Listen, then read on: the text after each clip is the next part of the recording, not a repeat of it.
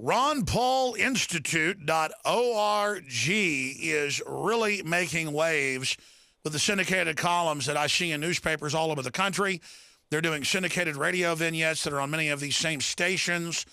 He's doing satellite television, getting picked up around the world. He's doing radio interviews almost every day. He is, I think, almost more effective now than when he was in Congress from 1996 until just a year or so ago. His son is one of the major front runners for president. We're going to talk about that and more. Joining us is former congressman and the leader of the Libertarian Liberty Movement worldwide, Dr. Ron Paul. And DrudgeReport.com picked it up. We picked it up. It got a lot of attention. Ron Paul's predictions, really, for 2015 and beyond, what he sees coming in the new year. Now, he wrote that a few weeks ago. Now we're into the new year. Now a lot of economists are saying they believe that the real economic implosion is getting closer. So he's going to spend 20 minutes with us, giving us his breakdown of what he sees coming. And remember, as he said many times, if we put out the ideas of liberty as the solution to the crisis, we could use the crisis at the end of this cycle to try to promote freedom and fix things. The socialists and the insiders are going to try to use it to bring in more tyranny. So we're reaching that critical point. Dr. Paul, thank you so much for joining us. Thank you, Alex. Good to be with you again. You've got the floor. Tell us what you see coming. Well, even though I wrote something, I think it was about 18 pages long, but it was longer. When I was doing it, I was thinking about my special orders that I used to do on the House floor when you could get a special hour. So it goes over, the analysis of what's going on and why we have trouble and what I think we should do.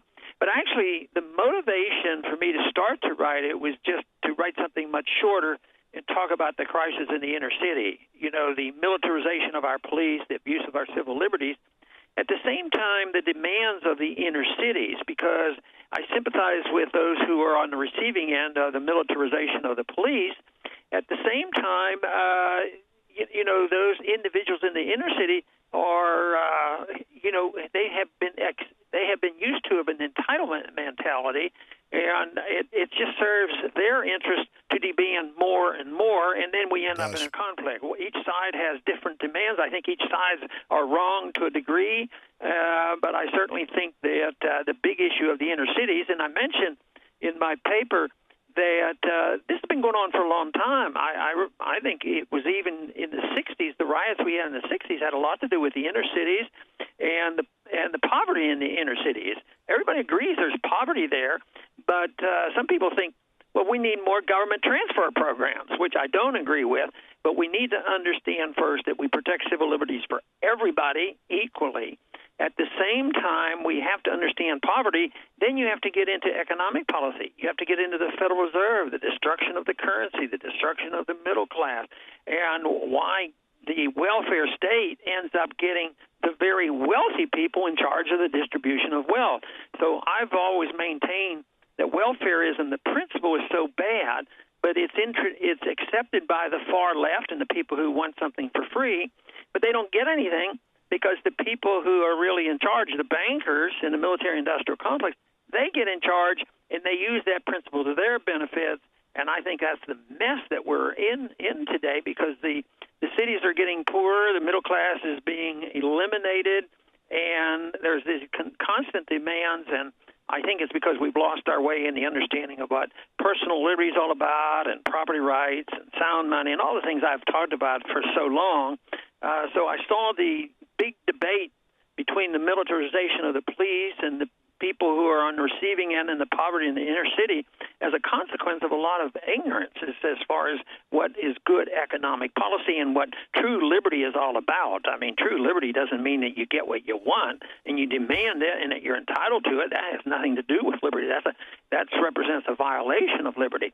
So that is the general theme of what I was writing about, but even though most of it was warning people and telling people what a mess I think we're in, I really conclude with a bit of optimism, as I always do, that, the Internet is providing us a vehicle for getting our message out, and I think that the message is alive and well. I think the young people are listening. I think what you do on radio and all your efforts, I think, is very beneficial, and a lot of people realize the mess we're in, that the economy is in shambles and the foreign policy is ridiculous.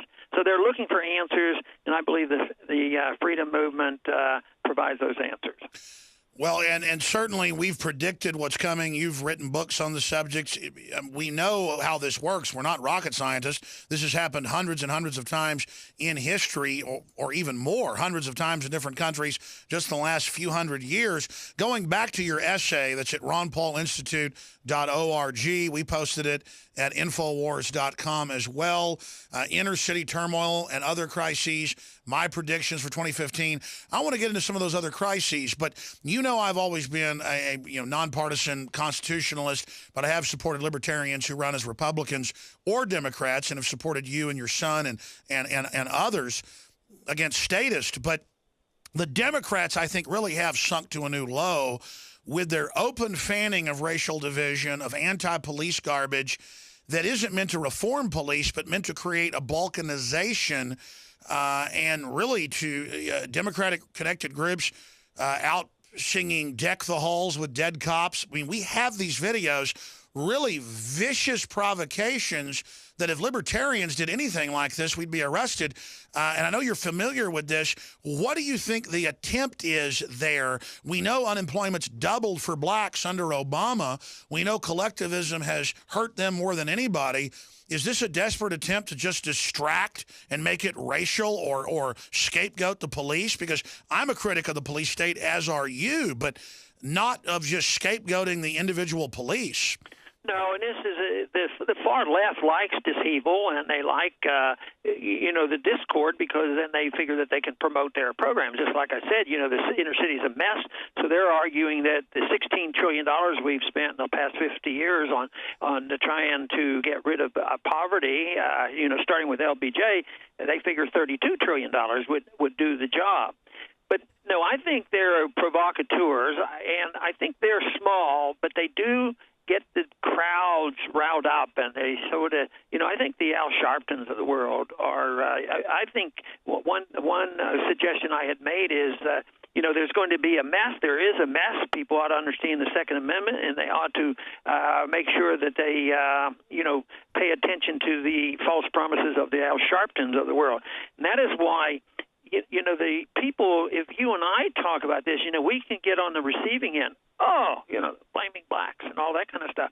But what they ought to do is look to black leaders that we have in economic policy, and they understand this, and they understand racism because they have put up with it in their own life. And that's Walter Williams and Tom Sowell. These guys are just great. They're free market people. They believe in liberty, and they understand why there's poverty in the inner city. And I think they're fantastic. So if your listeners have not read Walter Williams and Tom Sowell, I'm sure they have, because I know your audience. But there may be some.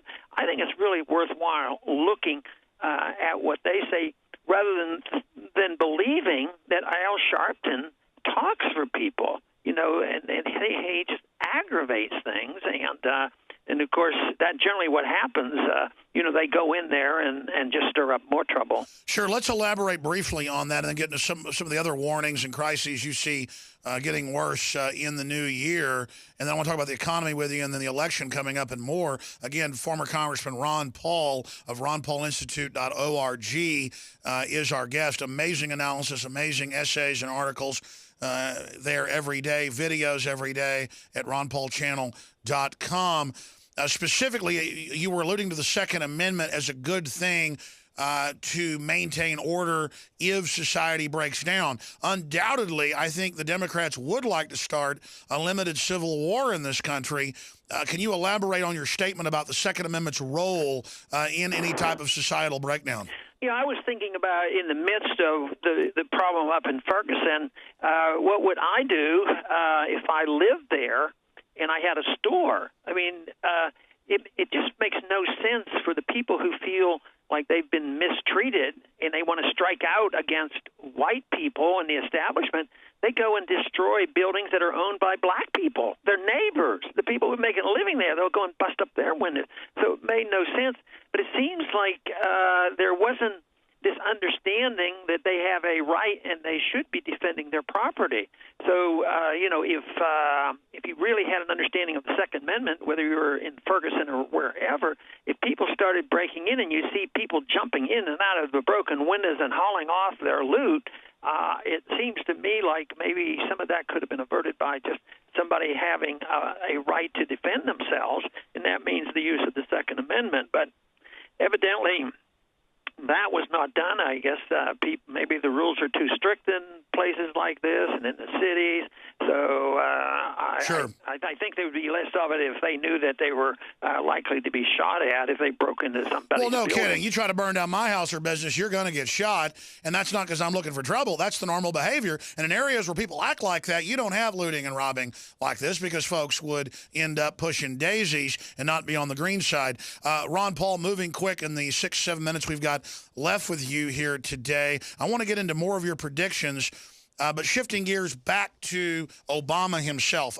Even Turley, the liberal professor of law, says Obama has done about triple the constitutional violations of Bush that you and I and others were big critics of as well. The Republican leadership is standing down when Obama wants to open the border, shut down more power plants, put our military under NATO control. For all intents and purposes, is Obama not setting the precedent for an imperial presidency, and what should be done about it?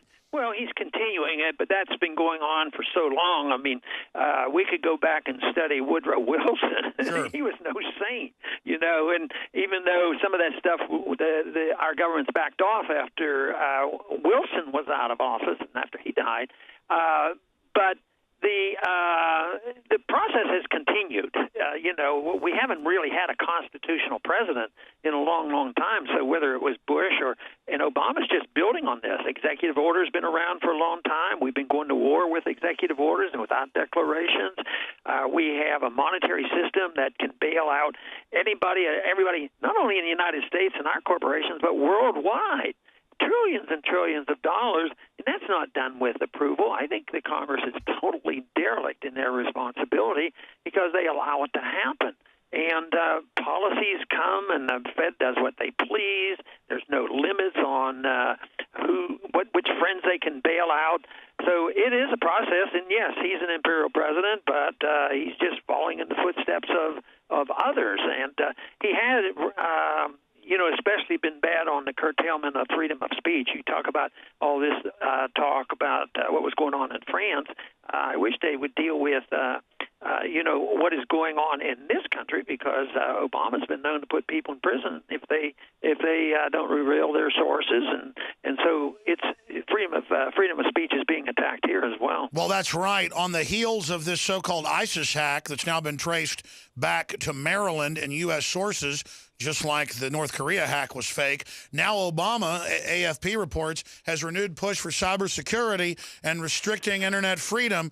Ron Paul, do you buy into ISIS being able to hack U.S. military sites and take them over, or do you think this might be a false flag? Well, I'm always skeptical. What was it that they were blaming the North Koreans on not long ago? I said, they can't even turn on their lights. They don't have any lights there. It's a dark country, and they were accusing them of this expertise in something, on the internet. And I was very doubtful. So, yes, whether it's a deliberately planned false flag or whether it is accidental or a blowback or an unintended consequence, it's always used to expand the state. And then when there is a problem, there's an assassination or a bombing, and we have a government investigation. Let's have an investigation. Well, the investigation isn't to seek out truth, and most of the time we never get to truth, but we do get the defense of the government. When this torture issue came up, and they had this, right now they're not releasing the report, in the Congress, and they should. But they talked about all the torturers, and they're finding out that people were breaking the law right and left. But none of them get punished. None of them go to prison. Nobody got penalized for messing up on the information that was available before 9/11. But for the torturers, the only person that went to prison is the CIA agent that came clean and warned us and told us the truth about it, so we put him in prison. That's what is disgusting, and that is what people have to know. And we're making progress here. I think it's like 80% of the people are very untrusting toward the government. And you think, oh, well, that's terrible. You don't want people untrusting.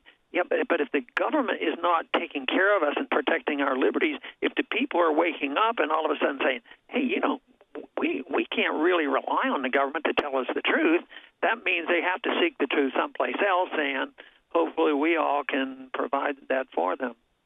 Well, absolutely. In the few minutes we've got left, some of the other predictions that are in your essay that's up at ronpaulinstitute.org and Infowars.com, other predictions or crises you see in 2015. And then briefly, I want to talk about, I believe Rand Paul is the best person for president. It's obvious he's going to run. The news just said a few weeks ago, of course he's going to run. You said it 6-8 months ago. Sure. Rand Paul's getting ready. Ted Cruz. You see Jeb Bush. Absolutely terrible. Might as well just have Hillary. You've got Hillary, but is this a dynasty where we're going to have King George the Ninth or King Clinton the 12th? We're not North Korea or England. There's got to. In fact, let's cover that first. Election coming up, 2016. It's pretty much already starting. Where do you? Obviously you support your son, but he is the best candidate there. I like Ted Cruz as well, and then it just gets worse from there. Yeah. No. Obviously, Rand is doing quite well, and they have to sort of, they were giving him some attention, and it wasn't all bad. It was decent, and a lot of people know him now, and they like what he's been saying. But all of a sudden, what has happened the last couple of weeks? First, it was they didn't want Rand and others to get much attention, so they had to divert the attention. Then they say, oh, Bush is going to run. Jeb Bush is a great candidate. And Bush. He's, getting ready, and he's going to have the money, and he's our guy. But then, there's dissension among the ranks, and evidently Romney wasn't too pleased to just step back. So he's, maybe I'm going to run. So the media plays this up. Now, the only two candidates that seem to exist will be Bush and Romney. That's right. So that's their way of exclusion. It's sometimes even when they say, well, there's now, 10 people, 15 people going to run, they'll include Rand, but it's not where it was by all the polling, a month ago. These guys didn't even show up. But all of a sudden, which means that he's on the receiving end that I guess I could say I had received as well. They know how to handle it in the public if they think you're doing too well. Sure. And they don't want you to succeed. Well, that's why I thought it was smart that Rand started basically doing presidential-type election things first so that he would get the attention up front and is still a front runner in most polls. That's why they're scared and are trying to only put Jeb Bush and Romney out there and make that fight all about it. We don't need Mitt Romney after 2 runs. We don't need Jeb Bush. My goodness. We don't need Chris Christie. These guys are just Democrats or Beltway Republican rhinos. We need Rand Paul. He is just the best candidate across the board. What do you say to the libertarian and constitutionalist troops out there? What can they do to really make sure that Rand stays at the top of the ticket? Well, I'm not too keen on giving people precise advice. A lot of people have asked me, and I would sort of try to dismiss it a bit and say, well, do whatever you want. If you want to be involved, get involved. If you like a candidate, support him, campaign. And I thought that was what was so neat about our campaign, sure. Is that a lot of people did spontaneously do a lot of things that organize and raise money. So I think that people need to do something to be helpful. And sometimes it's running for office and at the same time you're running for office, you can speak out about all the issues and all the other candidates. Sure. So it's something that the individuals has to decide. Even if an individual is much more into education and all, teaching people why they should understand the issues that we're pushing, on the sound money and civil liberties.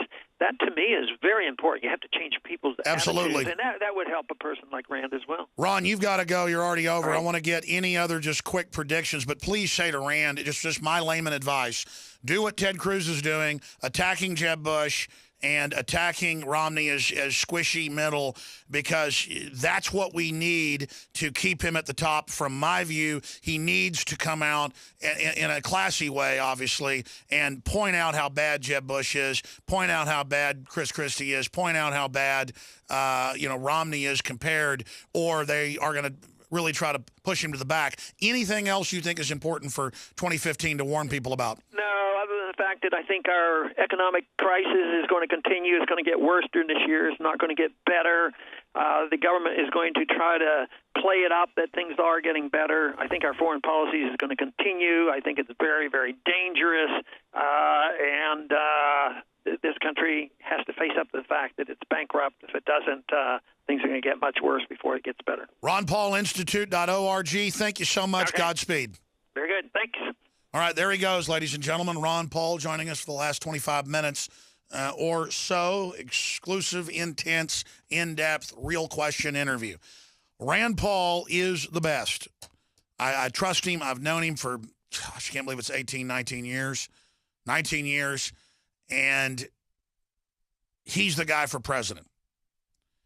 Ted Cruz will make a great VP, but I'm telling you, Ted Cruz is getting more aggressive. That's why in polls, he's now number one. In real polls, Ted Cruz is now taking the lead because he's being aggressive. It's what people want. They want to see Boehner attacked.